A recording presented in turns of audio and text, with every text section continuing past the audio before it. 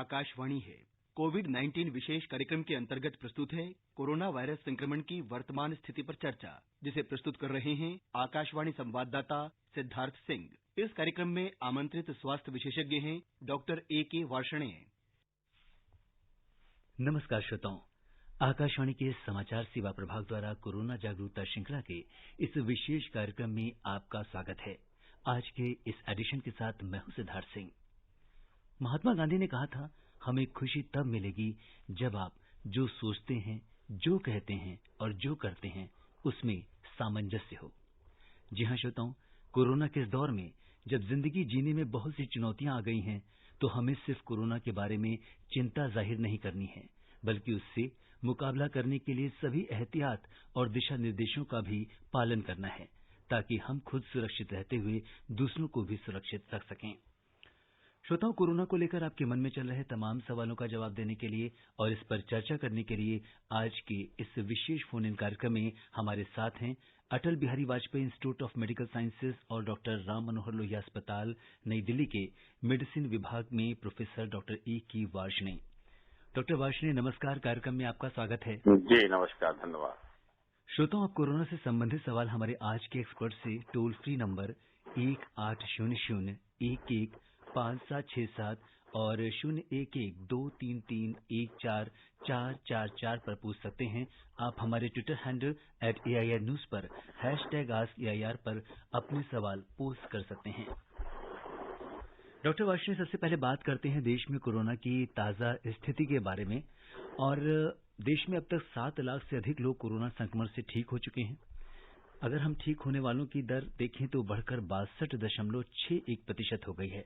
स्वास्थ्य मंत्रालय के अनुसार पिछले 24 घंटों में 22,000 से ज्यादा लोग ठीक हुए हैं और देश में इस समय संक्रमण के 3,90,000 से ज्यादा मामले हैं। अगर हम मृत्यु दर की बात करें, वो भी लगातार घट रही है और ये 2.45% रह गई है। आप इस स्थिति को कैसे देखते हैं? देखिए, बिल्कुल जैसा आपने कहा कि काफी जो हमारे स्वस्थ हो रहे हैं व्यक्ति कोरोना से, वो काफी ठीक हो रहे हैं, 60% के करीब हैं और मृत्यु दर भी घट रही है। परंतु थोड़ा सा चिंता का विषय जरूर है कि रोज जो केसों का नंबर है वो बढ़ता चला जा रहा है। और आज जैसा आपने सुना होगा कि लगभग आज पहली बार 40,000 से एक दिन में ज्यादा केस रिपोर्ट किए गए हैं।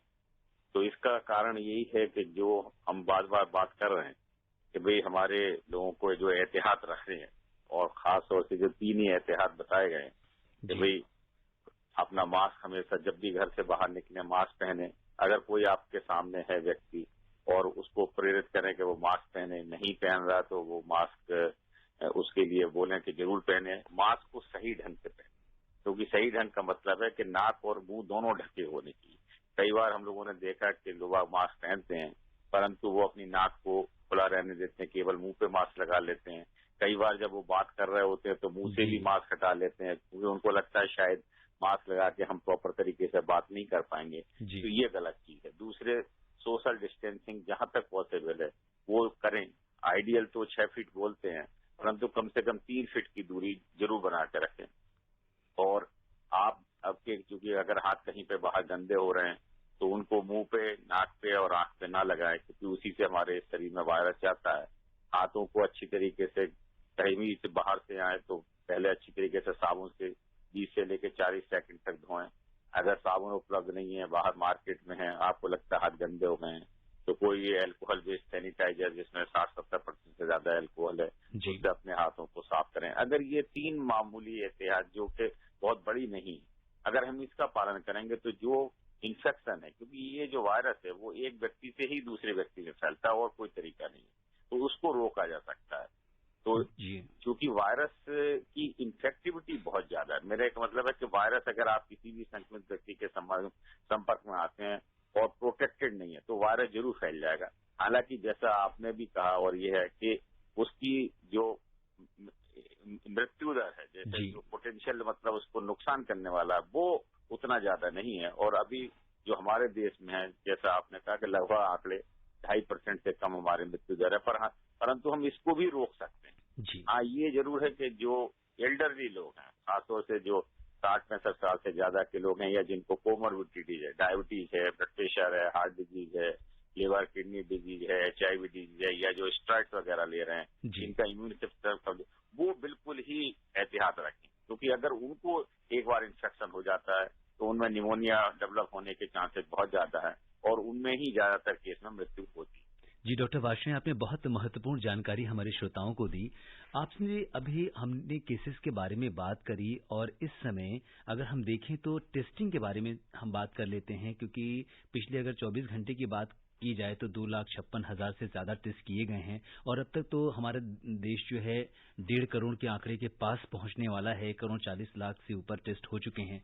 आपसे ये समझना चाहेंगे कि जो रैपिड एंटीजन टेस्ट अगर किसी पेशेंट का पॉजिटिव आता है तो क्या उससे RT-PCR टेस्ट भी कराना चाहिए? अब देखिए, बहुत ही अच्छा सवाल आपने पूछा है, क्योंकि जो स्टैंडर्ड टेस्ट होता है वो RT-PCR होता है, लेकिन उसमें वक्त लगता है। और रैपिड एंटीजन टेस्ट का यही फायदा है कि ये हमको 15 से 20 मिनट में जो है रिपोर्ट हमें मिल जाती है। और ये पॉइंट ऑफ केयर का मतलब है कि जहां पे भी पेशेंट है वहां पे भी टेस्ट किया जा सकता है। हालांकि इसमें भी नाक से स्वाब लेते हैं, परंतु ये पूरी किट आती है। इसका एक एडवांटेज है कि अगर वो पॉजिटिव है फिर आपको दूसरे टेस्ट कराने की बिल्कुल भी जरूरत नहीं है। ये माना जाएगा कि आप पॉजिटिव हैं। अगर निगेटिव है तो चूंकि इसकी सेंसिटिविटी कम होती है, इसलिए उन केस में जो इसमें निगेटिव भी होता है उनमें भी पॉजिटिव कुछ परसेंटेज हो सकते हैं, तो उनमें फिर फाइनल कंक्लूजन के लिए हम RT-PCR करते हैं। लेकिन ये एंटीजन टेस्ट इसलिए महत्वपूर्ण हो जाता है कि अगर हम कम्युनिटी में स्प्रेड देखना चाहते हैं, जैसे एसिम्प्टोमेटिक पेशेंट है, कई बार हमको नहीं पता लगता, तो वो जल्दी से जाके हम कम्युनिटी में रैपिड एंटीजन टेस्ट करते हैं और उसमें काफी लोग जो एसिम्प्टोमेटिक हैं, जिनको बहुत हल्के सिम्टम है, सिर्फ मामूली खांसी जुकाम बुखार है, वो भी पॉजिटिव आ जाते हैं। डॉक्टर वार्ष्णेय, आपने जैसा कि बताया कि इसकी सबसे बड़ी सुविधा ये है कि इसके लिए किसी को अस्पताल में आने की जरूरत नहीं है। आप उस पर्टिकुलर लोकेशन पे जाके पॉइंट ऑफ केयर पे जाके कर सकते हैं। टेस्ट कर सकते हैं, कहीं पे छोटी क्लिनिक है वहां पे भी टेस्ट कर सकते हैं, कैंप लगा के भी टेस्ट कर सकते हैं। तो उसमें बड़े अस्पताल या बड़े लैब की जरूरत नहीं है, वो वहीं पे टेस्ट हो जाता है। ये इसका बहुत बड़ा फायदा है। और सबसे बड़ा ये होता है कि अगर हम इसमें ज्यादा लोगों को डिटेक्ट कर पाते हैं तो इस तरीके से जो पेशेंट, मैंने आपको बताया कि जिनमें बहुत ज्यादा लक्षण नहीं है, बहुत मामूली लक्षण है, क्योंकि वो ये समझते हैं कि हमारे को बीमारी नहीं है, और अगर वो एहतियात नहीं है तो दूसरे लोगों को इन्फेक्शन फैलाते चले जाते हैं। इसका है कि अगर हमको पता लग गया कि वो है तो उनको हम आइसोलेट कर सकते हैं। और अगर एक जोन में, मान लीजिए एक मोहल्ले में, एक बिल्डिंग में अगर काफी लोग आ जाते हैं तो उस बिल्डिंग को हम आइसोलेट कर सकते हैं, कंटेनमेंट जोन बना सकते हैं, जिससे कि इन्फेक्शन एक से दूसरे में ना फैले। तो ये टेस्ट इस तरीके से बहुत महत्वपूर्ण हो जाता है। और अब काफी जगह हम रैपिड एंटीजन टेस्ट सरकार कर रही है, जिससे नए केस हम लोगों को पता लग पा रहे हैं और उनको फिर हम आइसोलेट कर सकते हैं, कंटेन कर सकते हैं, जिससे कि इन्फेक्शन दूसरे को ना फैले। क्योंकि देखिए, जिनको वायरस होता है, जिनको लक्षण होते हैं, बहुत ज्यादा बुखार आ रहा है या और लक्षण जो इसके वायरस के होते हैं, उनको तो लगता है कि हमें टेस्ट है, तो वो तो आइसोलेटेड हो जाते हैं। अनफॉर्चुनेटली 30-40% से ज्यादा पेशेंट ऐसे होते हैं जिनमें लक्षण नहीं होते या बहुत ही मामूली लक्षण होते हैं। वो ये समझते हैं हम ठीक है, हमें कोई बीमारी नहीं है, परंतु उनको कोरोना वायरस है और वो अगर मास्क नहीं लगाते, बाहर घूम रहे हैं, तो वो कई बार अपने जब मुंह से तेजी से बात करते हैं या बहुत हंसते हैं या कुछ गाते हैं, उसमें भी वो वायरस दूसरे को फैला सकते हैं। केवल जरूरी नहीं है कि आप जब खांसेंगे या छींकेंगे तभी वायरस जाएगा, इस तरीके से भी वायरस जा सकता है। जी डॉक्टर वार्ष्णेय, आपसे एक सवाल और पूछना चाहेंगे कि मास्क के बारे में भी आपने इतनी महत्वपूर्ण जानकारी दी। कई बार लोग हम देखते हैं कि सोशल मीडिया पे ऐसे सवाल आते हैं कि अगर हम बहुत देर तक मास्क लगाए रह जाते हैं तो क्या उसके कुछ विपरीत प्रभाव भी पड़ सकते हैं? हेलो जी डॉक्टर वार्ष्णेय, आपसे ये जानना चाह रहे हैं कि बहुत सारे सवाल सोशल मीडिया पे आ रहे हैं कि अगर हम मास्क को बहुत देर तक लगाए रहते हैं तो क्या इसके कुछ विपरीत प्रभाव भी पड़ सकते हैं? हाँ, देखिए बिल्कुल, ये हम जरूर कहते हैं कि देखिए, अगर वर्क प्लेस पे है, जैसे वर्क प्लेस पे हम लोग डॉक्टर्स हैं, हेल्थ स्टाफ है, तो हम लोग जब वर्क प्लेस में लगाते हैं तो वहाँ मास्क लगाना बहुत जरूरी है, बल्कि वो PPE किट भी पहनते हैं जी। और जो स्वस्थ व्यक्ति है, जिसको कोई और बीमारी नहीं है, वो हम 5-6 घंटे मास्क लगाते हैं। लेकिन जो अगर स्वस्थ व्यक्ति है और अगर वो अपने घर में रह रहा है, वहां पे कोई बीमार नहीं है, तो उसको मास्क लगाने की जरूरत नहीं है। हाँ, अगर आप ऑफिस प्लेस में हैं और अगर आप अपने अलग रूम में रह सकते हैं, अगर वर्क प्लेस आपका है, तो आप मास्क लगाना इतना जरूरी है। लेकिन अगर आपका वर्क प्लेस सामूहिक है, एक ही जगह है, तो उसमें बेटर है कि आप मास्क लगाएं। और ज्यादातर आप 5-6 घंटे तक अगर आपको कोई सांस की बीमारी नहीं है, कोई हार्ट की बीमारी नहीं है या और कोई बीमारी नहीं है, तो वो मास्क को इस्तेमाल कर सकते हैं। जो हमारे डिस्पोजेबल मास्क होते हैं, जिसको हम सर्जिकल मास्क ही बोलते हैं, वो हमारे 4-5-6 घंटे में खराब भी हो जाते हैं, क्योंकि उसमें ह्यूमिडिटी आ जाती है, उसमें सॉइल्ड हो जाते हैं वो अपनी सांस की भाप से, तो उनको डिस्पोज कर दिया जाता है। जो N95 मास्क हैं, उसको ये होता है कि हम लोग स्टरलाइज भी दोबारा कर सकते हैं, या फिर 4-5 मास्क का सेट रख सकते हैं। एक दिन एक मास्क यूज कर लें, तो फिर 3-4 दिन के बाद वो दूसरा मास्क इस्तेमाल कर सकते हैं। इस तरीके से एक 5 मास्क का सेट 20-25 दिन तक काम कर सकता है। डॉक्टर वार्ष्णेय, ये N95 आपने बताया, N95 मास्क के बारे में हम धो के इस्तेमाल कर सकते हैं। एक मास्क को धो लें, सुखा लें और फिर दूसरे दिन दूसरा मास्क पहन लें। जी, इसको हम कितने दिनों तक इस्तेमाल कर सकते हैं अगर हम N95 देखिए, N95 मास्क जो है, ये कहते हैं हम कि 3 से 4 बार तक हम एक मास्क को इस्तेमाल कर सकते हैं, अगर हम उसको अच्छी तरीके से स्टरलाइज करें, या फिर जैसे मास्क का एक सेट है, पहले दिन एक मास्क यूज किया, दूसरे दिन दूसरा, तीसरा, इस तरीके से 4-5 मास्क का सेट है, और फिर चौथे 5वें दिन फिर आपने पहला मास्क, तो इस तरीके से वो 4-5 मास्क का सेट 20 दिन तक इस्तेमाल हो सकता है। उसके बाद मतलब एक मास्क N95 4-5 बार से ज्यादा इस्तेमाल नहीं हो सकता। बहुत महत्वपूर्ण जानकारी आपने दी। वो 4-5 घंटे के बाद जो कपड़े के मास्क हैं, जो घर में बनाए हैं, वो आइडियल है कि ट्रिपल लेयर मास्क बनाए, उसमें 2-3 सेट बनाए। उनको ये होता है कि आप एक मास्क को पहन के गए, फिर अपने वर्क प्लेस पे आए, उसको अच्छी तरीके से धो के दूसरे दिन सुखा लें, दूसरे दिन दूसरा मास्क पहन लें, और उन मास्क को आप पहन सकते हैं, उनमें कोई प्रॉब्लम नहीं। जी डॉक्टर वार्ष्णेय, आपने ये बहुत महत्वपूर्ण जानकारी हमारे श्रोताओं को दी कि मास्क हमको बदल बदल के लगाना है। ऐसा नहीं है कि एक ही मास्क को आप रोज नहीं, एक मास्क लगातार ना पहने, क्योंकि देखिए उस मास्क की सबसे बड़ी बात और भी है, जब हम मास्क पहनते हैं तो अगर कोई इन्फेक्शन बाहर से आ रहा है तो वो मास्क की ऊपरी सतह पे आ रहा है, तो जब मास्क पहनते हैं तो बार बार उसकी ऊपरी सतह बिल्कुल ना छुएं, क्योंकि अगर आप जो बाहर की तरफ सतह है, बाहर से कोई भी खांस रहा है, छींक रहा है या इन्फेक्शन है, उसकी ऊपरी सतह, तो जो मास्क का उतारने का भी तरीका है, जब मास्क को आप उतारें तो अपना ध्यान रखें कि मास्क की ऊपरी सतह बिल्कुल इस्तेमाल ना करें, और जो कपड़े का मास्क आपने घर में बनाया तो उसकी अच्छी तरीके से वॉशिंग मशीन में या उसमें धोने के लिए डाल दें, और अपने हाथों को अच्छी तरीके से उसके बाद उतारने के बाद वॉश करें 20 सेकंड तक, फिर अपने हाथों को अपनी नाक, मुंह या आंख में लगाएं, क्योंकि अगर जो मास्क आपने पहना हुआ है और उसकी ऊपरी सतह या बाहरी सतह को आप बार बार छूते हैं या बार बार टच करते हैं, तो उसमें वायरस अगर वहां पे है तो वो वायरस फिर आपके नाक, मुंह या आंख में जा सकता है, और वो मास्क पहनने का जो फायदा है वो बेकार हो जाएगा, उससे आपको इन्फेक्शन लग सकता है। जी बिल्कुल डॉक्टर वार्ष्णेय, ये बहुत इम्पोर्टेंट है कि मास्क को पहनने का जो तरीका है, उसको उतारने का जो तरीका है, उसे रखने का जो तरीका है और उसे धोने का तरीका है, ये चीज़ें बड़ी इम्पोर्टेंट हैं और उसे आपने बड़े विस्तार से हमारे सुनने वालों को बताई। अब हमारी आपकी चर्चा जारी रहेगी। इस बीच बहुत सारे श्रोता हैं जो हमसे कनेक्ट हो रहे हैं और अभी नरसिंहपुर मध्य प्रदेश का हम रुख करते हैं, जहाँ से राजेश जी हमारे साथ जुड़ चुके हैं। राजेश जी नमस्कार, कार्यक्रम में आपका स्वागत है। जी नमस्कार, मैं सिंहपुर बड़ा से राजेश नेमा बोल रहा हूँ जी। और मेरा प्रश्न ये है कि यदि कोई इस्नोफीलिया का पेशेंट है तो उसको क्या कोरोना जांच कराना आवश्यक है? जी डॉक्टर साहब, ये जानना चाहते हैं। एक अलग ही बीमारी है, और अगर वो यूसिनोफिलिया का पेशेंट है तो उसका कारण हमें ढूंढना पड़ेगा, क्यों यूसिनोफिलिया है। ज्यादातर कीड़ों की वजह से हो सकता है, या उसके और भी कई कारण होते हैं। उसका आप एक अच्छे अस्पताल में जाकर निदान कराइए और उपचार कराइए, वो ठीक होने वाली बीमारी है, और उसको कोरोना की टेस्ट कराने की कोई आवश्यकता जी। इस्नोफिलिया और कोरोना का कोई कंसर्न नहीं है, दोनों के बीच में कोई कनेक्शन नहीं है। जी डॉक्टर साहब, और अब हम बात करेंगे सुजीत जी से, जो हमारे साथ कार्यक्रम में जुड़ चुके हैं। हेलो हेलो, सीतामढ़ी से सुजीत जी जुड़ चुके हैं। हेलो सुजीत जी नमस्कार, कार्यक्रम में आपका स्वागत है। नमस्कार सर। जी जी, अपना सवाल। जी नमस्कार, अपना सवाल पूछिए। और अभी बारिश होने पर, भीग जाने पर सर्दी खांसी सब हो जाता सर, उसमें कैसे बचा जाए? हाँ देखिए, ये बहुत ही अच्छा सवाल है। तो जी इस समय बारिश का मौसम है डॉक्टर साहब, मानसून भी चल रहा है। जी साधारण जो अगर आप भीग जाते हैं तो कई बार बिल्कुल इनका सवाल उचित है कि भाई इसमें बारिश हो जाती है, तो अगर आप भीग गए तो आपको जुकाम भी हो सकता है, खांसी बुखार भी हो सकता है, और उसके लक्षण भी जो है बड़ा मुश्किल हो जाता है कोरोना से डिफ्रेंशिएट कर पाना।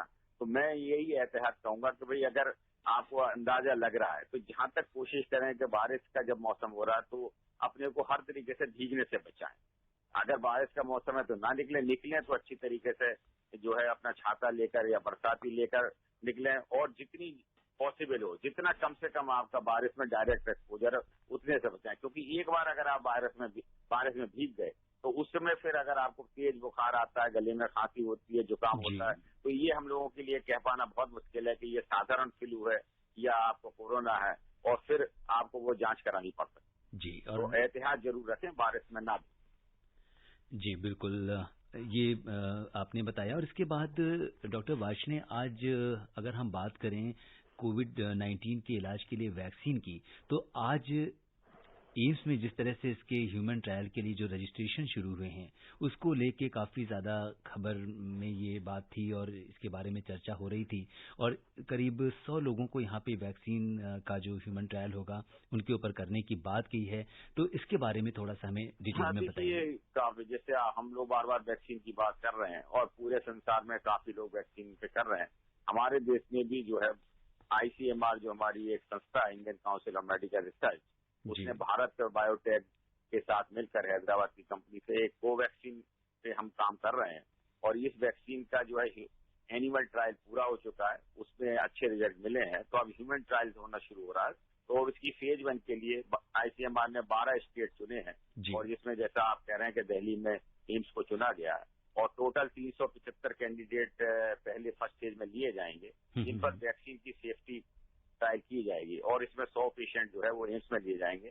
और ये ज्यादातर स्वस्थ हेल्दी मरीज लिए जाते हैं, 18 से लेकर 50 साल के व्यक्ति हैं, जिनको कोई भी बीमारी नहीं है, कोई डायबिटीज, ब्लड प्रेशर, कोई कोमोर्बिड बीमारी नहीं है, वो स्वस्थ व्यक्ति लिए जाएंगे। और जो लेडीज ली जाएंगी वो नॉन प्रेग्नेंट लेडी ली जाएंगी, जिनको किसी तरीके की कभी प्रेगनेंसी वगैरह नहीं हुई है। तो इस तरीके के अभी वो इस पर ह्यूमन ट्रायल की फेज 1 कहलाती है, फिर फेज 2 होती है, फिर फेज 3 होती है।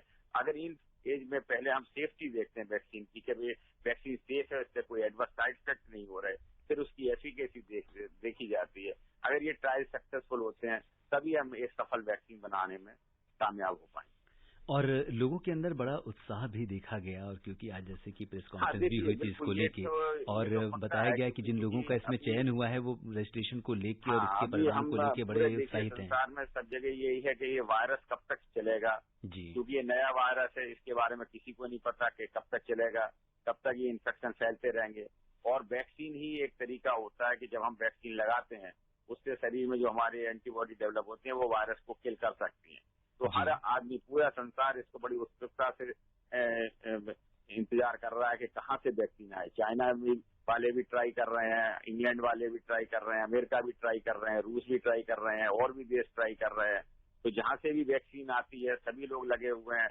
अगर ये सफल वैक्सीन हम बनाने में कामयाब होते हैं तो हम इस वायरस की जो फैलने की गति है उसको रोक पाएंगे, और शायद इस वायरस से हमें निजात मिल सके। जी डॉक्टर साहब, और अब हम रुख करते हैं नॉर्थ ईस्ट का और चलते हैं असम, जहां से हमारे साथ अमिया जी जुड़ चुकी हैं। हेलो अमिया जी, नमस्कार, कार्यक्रम में आपका स्वागत है। हेलो, नमस्कार जी डॉक्टर साहब, नमस्कार आपको भी। नमस्कार। हाँ जी, मेरा प्रश्न ये कि कोरोना के लक्षण में सिर दर्द होती है या नहीं, और ये कोरोना वायरस जो है ना वो एयरबोर्न डिजीज है कि नहीं, ये देखिए पहला जो लक्षण है वो, चूंकि कोरोना भी एक वायरस इन्फेक्शन होता है, और हर वायरस इन्फेक्शन में बुखार आ सकता है, सिर दर्द हो सकता है, मांसपेशियों में दर्द हो सकता है। ये कोरोना में खासतौर से हमने देखा कि डायरिया भी कुछ लोगों में होता है, और कुछ लोगों में जो है सूंघने की या जो है खाद्य पदार्थ को खाने की, मतलब जो सूंघने की शक्ति भी कम हो जाती है, या स्वाद जीभ का बदल जाता है, ये लक्षण पाए गए हैं। कुछ लोगों में जैसे नर्व वाले सिम्पटम भी हो जाते हैं, जिसमें कि बेहोशी भी हो सकती है, कई बार दौरे भी पड़ सकते हैं। तो ऐसे लक्षण हो सकते हैं, पर सामान्यतः जो मुख्य लक्षण देखे गए हैं वो गले में खराश, सूखी खांसी और तेज बुखार, और साथ में एसोसिएटेड सिर दर्द या मसल दर्द पाया गया। दूसरा जो एयरबोर्न का आपका सवाल है, देखिए एयरबोर्न सवाल इस तरह में है कि जो वायरस जब हम खांसते हैं और छींकते हैं तो वेंटिलेशन बहुत जरूरी है। जैसा अगर आप बाहर है, खुले में है, तो वायरस जो है वो बहुत ये हैवी वायरस होता है, और थूक के साथ गिरता है तो तुरंत ही पास में गिर जाता है। और अगर वो ड्राई एरिया है, सूखा है, तो ये वायरस बहुत जल्दी मर जाता है, और चूंकि इसके लिए कोई लाइफ स्टाइल नहीं मिलती तो ये वायरस ज्यादा जिंदा नहीं रहता। लेकिन अगर ह्यूमिडिटी वगैरह है, बाहर बारिश है, तो ये वायरस कुछ समय तक जिंदा रह सकता है, 3 से लेकर 6 घंटे तक भी जिंदा सकता है। लेकिन जो एयरबोर्न का सवाल आता है वो मुख्यतः आता है क्लोज डोर में। अगर हम एक कमरे में या एक बिल्डिंग में है जहाँ पार्टी कर रहे हैं, वहाँ अगर कुछ लोगों को इन्फेक्शन है और वहाँ पे एयर सर्कुलेट कर रही है, अगर वहाँ पे सेंट्रल एसी है, एयर सर्कुलेट कर रही है और खुला एरिया नहीं है, तो वायरस उसी एरिया में घूमता रहता है, तो वो एयरबॉर्न हो सकता है, कुछ घंटे तक वहाँ 2-3 घंटे तक रह सकता है और दूसरे लोगों को इन्फेक्शन कर सकता है। इसीलिए हम बार बार कहते हैं कि अगर आप कहीं पे भी हैं तो खुला रखिए, अपने घर को भी खुला रखिए, हवा तेज आने दीजिए, तो वायरस वहाँ पे जिंदा नहीं रह पाता। अगर अपना लोकल आपका विंडो एसी है घर में, वो आप चला सकते हैं। जहाँ पे भी सेंट्रल एसी है और जहाँ ज्यादा कम्युनिटी एक साथ लोग रह रहे हैं, उसको अवॉइड करिए। पब्लिक गैदरिंग अवॉइड करिए। मीटिंग, क्लोज डोर मीटिंग, अगर क्लोज डोर मीटिंग करनी है, तो वो बेटर है कि आप ओपन एरिया में मीटिंग करें, वहाँ पे वायरस इन्फेक्शन होने का डर है। लेकिन जो एहतियात मैंने बताए हैं वो जरूरी है कि चाहे कहीं पे भी मीटिंग करें, सभी लोगों को मास्क पहनना बहुत जरूरी है। अगर सोशल मीटिंग करना जरूरी है तो कोशिश ये करें कि 3 से लेकर 6 फीट तक की एक के बीच में दूरी बना के रखें। अगर ये एहतियात रखेंगे तो वायरस नहीं फैलेगा। परंतु ये एयरबोर्न उस तरीके का वायरस नहीं है कि हवा में फैल रहा है, जो भी बाहर निकलेगा उसको इन्फेक्शन हो जाएगा, इस तरीके का वायरस नहीं है। जी डॉक्टर वार्ष्णेय, और इस बीच जो श्रोता हमसे अभी भी जुड़े हैं उन्हें बता दें कि कोरोना से जुड़े आपके सवालों के जवाब दे रहे हैं डॉक्टर राम मनोहर लोहिया अस्पताल नई दिल्ली के मेडिसिन विभाग के प्रोफेसर डॉक्टर A.K. वार्ष्णेय।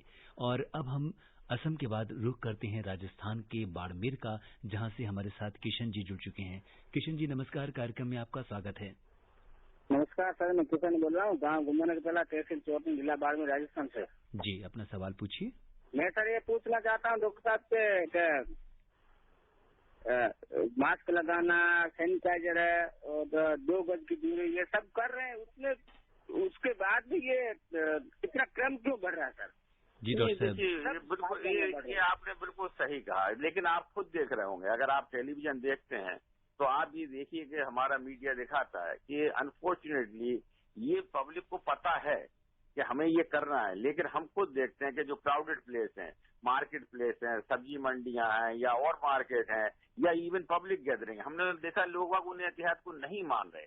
वो सही तरीके से, या तो बहुत से लोग मास्क लगा ही नहीं रहे हैं, बहुत से लोग जो मास्क लगा रहे हैं वो अपनी सिर्फ मुंह को ढके हुए, नाक को नहीं ढक रहे। कुछ लोग क्या होते हैं, जैसे मैंने पहले भी बताया कि जब वो मास्क लगाए हुए हैं लेकिन अगर उनका कोई परिचित आ गया तो वो दोनों लोग मास्क उतार लेते हैं, बातें करना शुरू कर देते हैं। या फिर घर में या कहीं पे भी सामाजिक प्लेस में जब खाने बैठे या कुछ है तो वो मास्क उतार के बैठते हैं और सामूहिक रूप से खाना खा सकते हैं। ऐसे में चूंकि अगर कोई एसिम्प्टोमेटिक पेशेंट है जिसको ये नहीं पता कि मेरे को बीमारी है परंतु उसमें कोरोना आ चुका है, तो वो अपने साथ बैठने वाले जितने भी लोग हैं उनको इन्फेक्शन फैला सकता है। इसीलिए हम कहते हैं कि ऑफिस प्लेस में भी कोशिश करिए कि सब लोग अपने अपने अलग दूरी पर खाना खाएं, एक साथ खाने के लंच के समय भी ना मिलें। कहीं अगर आप अपने ऐसी जगह, केवल अपने घर पे जहां आपको लगता है कि सब लोग सुरक्षित है, किसी को वहीं पे आप जो है मास्क बिना लगाए रह सकते हैं। बाकी किसी भी जगह है प्रॉपर तरीके से मास्क लगाइए, क्योंकि जो आपका है वो चिंता स्वाभाविक है कि सब कुछ करने के बावजूद भी क्यों इन्फेक्शन फैल रहा है। परंतु हम ये कह रहे हैं कि हम सब कुछ करने का ढोंग कर रहे हैं, सब कुछ कर नहीं रहे जिस तरीके से हमें करना चाहिए। और मैं बार बार हर एक को ये सलाह दूंगा कि बिल्कुल इन चीजों को स्ट्रिक्टली फॉलो करें। मास्क को बिल्कुल भी घर से बाहर निकलते पे अपने नाक और मुंह को ढकें, और अगर पॉसिबल हो तो अपनी आंखों को भी जो है एक कुछ गॉगल्स वगैरह आते हैं उनको लगा सकते हैं। या कुछ लोगों को मान लीजिए कोई सांस लेने में तकलीफ है तो फेस शील्ड वगैरह आती है, वो फेस शील्ड को भी लगा सकते हैं, तो उससे वायरस की संभावना और भी कम हो जाती है। बिल्कुल, बहुत महत्वपूर्ण जानकारी। और डॉक्टर वार्ष्णेय बार बार हमारे सभी श्रोताओं से अनुरोध कर रहे हैं कि जब भी घर से बाहर निकलें आप मास्क का प्रयोग करें, आप अपने हाथ धोते रहें और सभी जो जरूरी सावधानियां हैं उसको आप बरतते रहें। और इसीलिए शायद डॉक्टर वार्ष्णेय, दिल्ली में जो अगर हम देखें तो आज कोविड-19 के 1000 से कम मामले आए हैं, जो कि पिछले 1 महीने से ज्यादा समय में राष्ट्रीय राजधानी में पॉजिटिव मामलों की सबसे कम संख्या है। हाँ, देखिए जैसे जैसे जागरूकता बढ़ रही है वो मामले कम आ रहे हैं, परंतु कुछ जगह दुर्भाग्यवश जो भी गवर्नमेंट है उनको पीनल एक्शन के लिए भी रिजॉर्ट होना पड़ा। अगर आप ऐसी जगह पे बहुत सारे चालान भी हो रहे हैं दिल्ली पुलिस के द्वारा, जाएंगे तो आपको 500 या 1000 रुपए जुर्माना होगा। मैं समझता हूँ कि ये स्थिति नहीं आनी चाहिए। हम सभी जो है बड़े पढ़े लिखे लोग हैं, समझदार लोग हैं, और ये हमारा हर नागरिक का कर्तव्य है कि वो जो भी सुरक्षा के नियम है उन्हें फॉलो करे, क्योंकि ये सुरक्षा जो है पूरे समाज की सुरक्षा के लिए नियम बनाए गए हैं। और इसी तरीके से ये बीमारी जो इतनी बड़ी महामारी है, इसके प्रचार को या प्रसार को हम रोक पाएंगे। बिल्कुल। और अब हम रुक करते हैं प्रतापगढ़ का, जहां से हमारे साथ जुड़ चुके हैं सुरेश जी। सुरेश जी नमस्कार, कार्यक्रम में आपका स्वागत है। अपना सवाल पूछिए। जी सुरेश जी। जी सुरेश जी नमस्कार, अपना सवाल पूछिए। जी हम आपको, हाँ सुरेश जी हम आपको सुन पा रहे हैं, आप अपना सवाल पूछ सकते हैं। परिवार डॉक्टर साहब को सबसे पहले प्रणाम। जी प्रणाम आप। और डॉक्टर साहब हम ये प्रश्न पूछना चाहते हैं सर, ये जो एम्स में ये कोरोना के का जो वैक्सीन मानव परीक्षण के लिए चल रहा है जी, तो सर मेरी उम्र 63 ईयर है जी, तो क्या मैं अपने को मानव परीक्षण के लिए प्रेषित कर सकता हूँ सर? नहीं, अभी आप नहीं जा सकते, क्योंकि अभी हम इसमें 18 से 50 साल के बीच के व्यक्तियों को लिया जा रहा है और उन व्यक्तियों को लिया जा रहा है जिनको कोई भी कोमोर्बिडिटी नहीं है, जिनको जो पूर्ण रूप से बिल्कुल स्वस्थ हैं, क्योंकि ये अभी देखिए वैक्सीन है और कोई भी जब हम वैक्सीन ट्रायल करते हैं तो उसके दुष्प्रभाव भी हो सकते हैं जो हमें नहीं पता।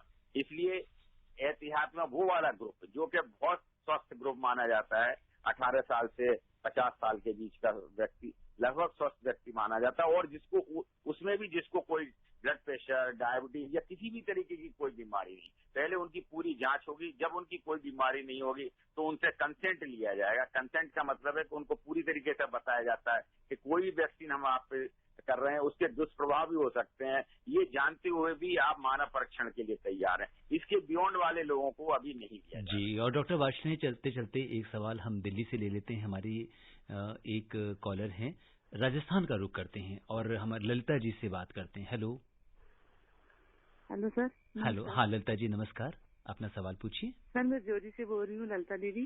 जी सर मेरा ये क्वेश्चन है आपसे कि क्या जिसको 5-6 साल पहले से किडनी की प्रॉब्लम है या सांस की प्रॉब्लम है, क्या उसे कोरोना के लक्षण हो सकते हैं? देखिए, उसको कोरोना के लक्षण नहीं, लेकिन हाँ उन लोगों को जिनको किडनी की प्रॉब्लम है, सांस की प्रॉब्लम है, उनकी इम्यूनिटी कम होती है और ऐसे लोग अगर कोरोना के से प्रभावित होते हैं तो उनको सीरियस इन्फेक्शन होने का डर रहता है, क्योंकि उनमें वायरस को फाइट करने की कैपेसिटी कम होती है। तो ऐसे लोगों में निमोनिया होने का डर ज्यादा रहता है और वो सीरियस हो सकते हैं। इसलिए जिन लोगों को भी पहले कोई बीमारी है, blood pressure, heart, diabetes, kidney की बीमारी, सांस की बीमारी, जो किसी वजह से स्टेरॉइड्स की दवाइयां ले रहे हैं, HIV बीमारी है, इन लोगों को हम बार बार कहते हैं कि वो बहुत ज्यादा एहतियात रखें, क्योंकि ये नहीं है कि उनको कोरोना होने का डर ज्यादा है कि उनको कोरोना हो जाए, लेकिन अगर उनको कोरोना हो गया तो उनको सीरियस बीमारी होने का डर बहुत ज्यादा। जी, बहुत महत्वपूर्ण जानकारी दी डॉक्टर साहब आपने, और समय हमें इजाजत नहीं दे रहा है कि हम इस चर्चा को आगे बढ़ाएं। चलते चलते डॉक्टर वार्ष्णेय, आप आकाशवाणी के श्रोताओं को क्या 4-5 टिप्स देना चाहेंगे बहुत जल्दी से? मैं बिल्कुल वही टिप कहूंगा कि देखिए, ये जो है एक नेचुरल कैलेमिटी है, नया वायरस है, ये हमारे को आया है, हमें नहीं पता कि ये कब तक चलेगा। सिर्फ इससे बचाव ही आज की तारीख में साधन है, क्योंकि अभी हमारे पास ना तो कोई ऐसी दवा उपलब्ध है, ना ही वैक्सीन उपलब्ध है। और बचाव के लिए भी बहुत ही 3 टिप्स जो हम बार बार रिपीट करते हैं कि जब भी घर से बाहर निकलें, मास्क लगा, हर व्यक्ति मास्क लगाए रखे, हर व्यक्ति सोशल डिस्टेंसिंग या फिजिकल डिस्टेंस का पालन करे, अगर संभव हो तो 6 फीट की दूरी रखे, लेकिन कम से कम 3 फीट की दूरी के, चाहे वो ऑफिस प्लेस में हो, चाहे वर्क प्लेस में हो, कहीं पे भी हो, चाहे मार्केट प्लेस में हो। और गंदे हाथों को अपने नाक, मुंह और हाथ पर ना लगाए। अगर नाक, मुंह, हाथ पे लगाने से पहले हाथों को अच्छी तरीके से जो है 20 से 40 सेकंड। जी बिल्कुल डॉक्टर वार्ष्णेय, अब समय हमें इजाजत नहीं दे रहा है। आप कोविड-19 के इस विशेष कार्यक्रम से जुड़े और आपने हमारे श्रोताओं के प्रश्नों का उत्तर दिया, आपका बहुत बहुत धन्यवाद। जी धन्यवाद। श्रोताओं, आज के अंक में बस इतना ही। चलते चलते आपसे यही कहेंगे कि डॉक्टर वार्ष्णेय ने कोरोना से बचने के लिए जो आपको सलाह और सावधानियां बताई हैं, आप उसका पालन करिए। साथ ही आप कोरोना से जंग में अपना हौसला यूं ही बनाए रखिए और अपना बहुत ख्याल रखिएगा। इसी कामना के साथ दीजिए मुझे अनुमति। नमस्कार। कोविड-19 विशेष कार्यक्रम के अंतर्गत अभी आप सुन रहे थे कोरोना वायरस संक्रमण की वर्तमान स्थिति पर चर्चा, जिसे प्रस्तुत कर रहे थे आकाशवाणी संवाददाता सिद्धार्थ सिंह। इस कार्यक्रम में आमंत्रित स्वास्थ्य विशेषज्ञ थे डॉक्टर A.K. वार्ष्णेय। ये कार्यक्रम आकाशवाणी के समाचार सेवा प्रभाग द्वारा प्रस्तुत किया गया। इसे आप हमारे mobile app news on AIR पर भी सुन सकते हैं। इस कार्यक्रम के संबंध में अपनी प्रतिक्रिया आप हमें ईमेल कर सकते हैं। पता है airnsdtalks@gmail.com। ये कार्यक्रम फिर से सुनने के लिए लॉग ऑन करें हमारी वेबसाइट newsonair.com।